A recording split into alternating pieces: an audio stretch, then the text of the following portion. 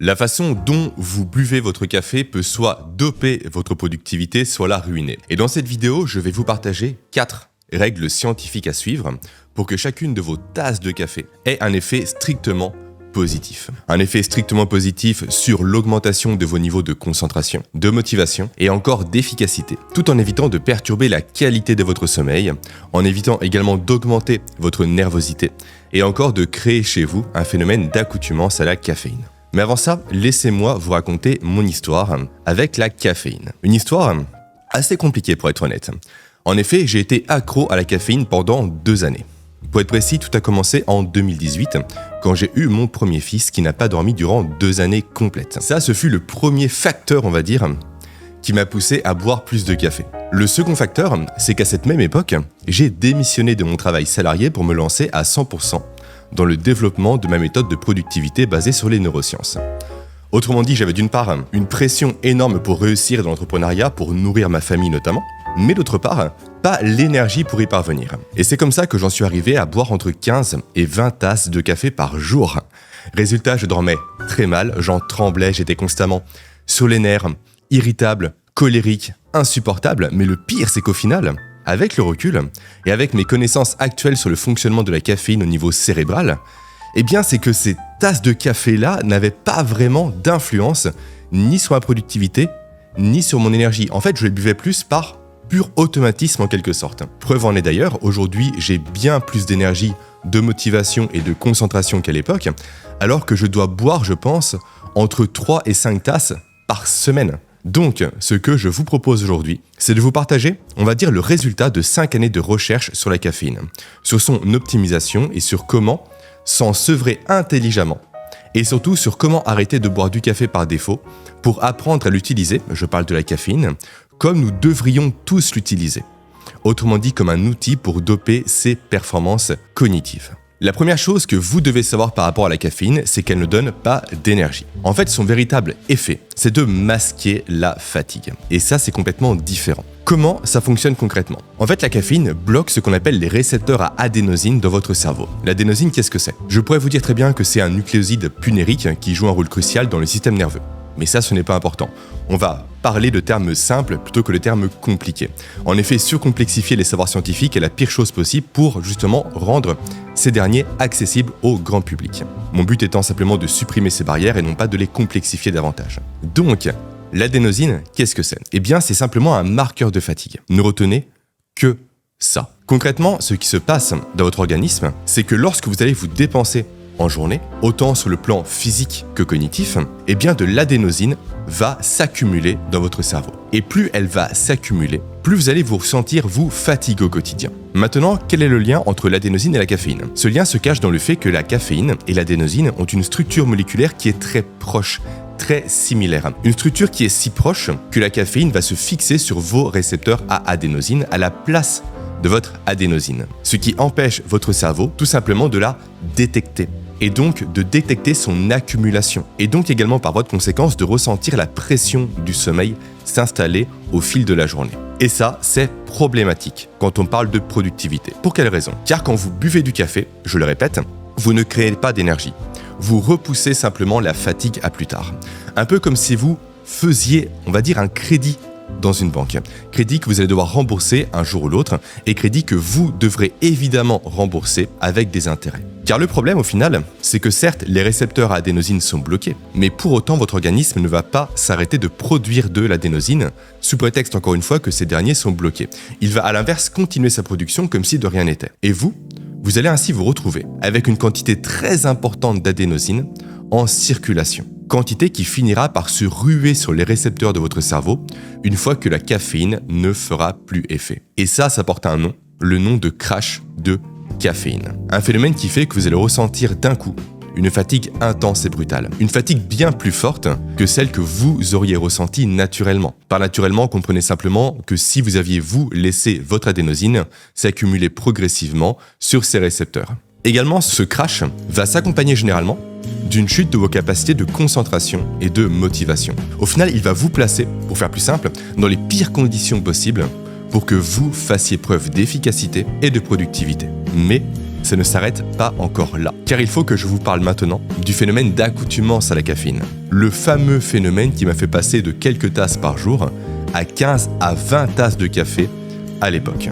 Votre corps, il faut que vous reteniez ça, c'est très important, il est intelligent. Ce que je veux dire par là, c'est qu'à force de voir que vos récepteurs à adénosine sont constamment bloqués, il va réagir en créant des supplémentaires. Résultat, vous aurez de plus en plus besoin de caféine pour bloquer tous ces nouveaux récepteurs. C'est comme ça que vous allez passer potentiellement de 1 à 2 tasses par jour, puis à 3, puis à 4, à 5, à 6, à 10, et pour les plus courageux d'entre vous, à 2 cafetières, comme ce fut le cas pour moi. Alors maintenant, potentiellement, que vous vous dites « Malheureusement, qu'est-ce que je dois faire? Est-ce que je dois complètement arrêter la caféine ?»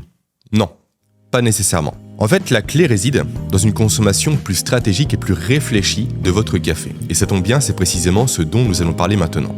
En voyant le protocole en 4 étapes, pour vous permettre, vous, d'apprendre à consommer plus intelligemment et plus stratégiquement votre café, tout en vous faisant l'économie de ses effets secondaires indésirables. Mais avant de commencer, commençons par l'étape 0, par la remise en état de vos récepteurs à adénosine. Ça, c'est certainement l'étape la plus importante. Alors ne la sautez surtout pas. Pour ce faire, vous allez devoir passer par un sevrage progressif de café. Voici comment je vous recommande de faire. Commencez simplement par diminuer progressivement votre consommation de caféine sur une période de 2 à 3 semaines. Donc réduisez le nombre de tasses que vous consommez par jour en remplaçant pourquoi pas progressivement le café que vous consommiez par des alternatives, telles que du thé matcha, du décaféiné, des tisanes ou autres. Buvez également, et c'est très important, beaucoup d'eau durant ce laps de temps-là. Pourquoi ? Parce qu'une bonne hydratation est nécessaire pour aider votre corps à éliminer la caféine résiduelle.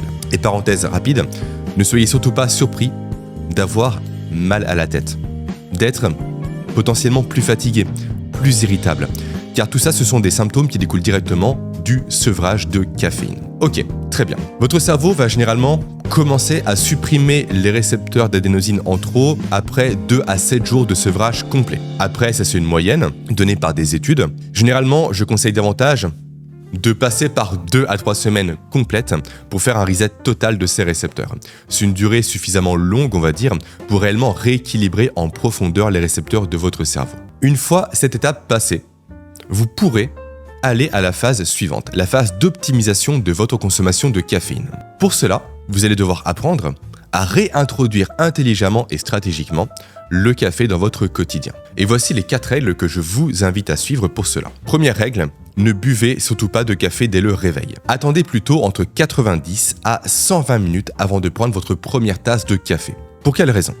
Parce qu'au réveil, votre corps produit naturellement du cortisol.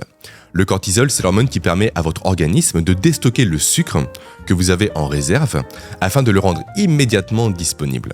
Et donc, pour vous donner simplement de l'énergie de vous lever et de commencer la journée. Ainsi, si vous buvez du café pendant ce pic initial de cortisol, en espérant avoir plus d'énergie, c'est comme si vous cherchiez en quelque sorte à charger un téléphone qui a déjà 100% de batterie en espérant le faire passer à 110%. Ça ne marche pas, ça n'existe pas. Donc attendez 90 à 120 minutes après votre réveil pour boire votre première tasse de café, histoire que votre production naturelle de cortisol commence à diminuer. Ce qui vous permettra, vous, tout simplement de maintenir, grâce à la caféine, de bons niveaux de concentration sur une durée beaucoup plus longue. Également, cela vous permettra d'augmenter votre production naturelle de dopamine, d'acétylcholine ou encore de sérotonine, qui sont des neurotransmetteurs très intéressants pour la productivité, la concentration et l'efficacité. Ensuite, règle ou conseil numéro 2, jamais plus de 4 tasses de café par jour. En effet, au-delà de 4 tasses de café par jour, les effets négatifs de la caféine sur la productivité commencent à l'emporter sur ses effets positifs. Personnellement, je vous recommanderais davantage uniquement 2 tasses. Ok, ensuite, règle numéro 3. Jamais de café après 14 heures. Pourquoi ? Car la caféine a ce qu'on appelle une demi-vie d'environ 6 heures. Ce qui signifie simplement que 6 heures après avoir bu votre dernière tasse de café, vous aurez encore la moitié de la caféine en circulation dans votre sang. Donc le risque, avec tout café pris après 14 heures, est que la caféine encore en circulation nuise à la qualité de votre sommeil. Et un sommeil de qualité est à la base de la productivité. Enfin, règle numéro 4, Faites des pauses. Faites en effet des pauses dans votre consommation de caféine pour éviter le phénomène d'accoutumance dont on a déjà parlé. Vous pourrez par exemple commencer par complètement arrêter le café pendant une semaine tous les 2 mois. Ou faire comme moi, à savoir ne prendre du café qu'avant une tâche très importante ou avant une séance de sport intensif. Voilà, ça c'est pour les 4 règles de base que j'ai à vous partager. Maintenant, j'ai une règle bonus à vous donner. Mais juste avant, sachez que j'ai créé, si vous le souhaitez, un atelier gratuit pour aller encore plus loin.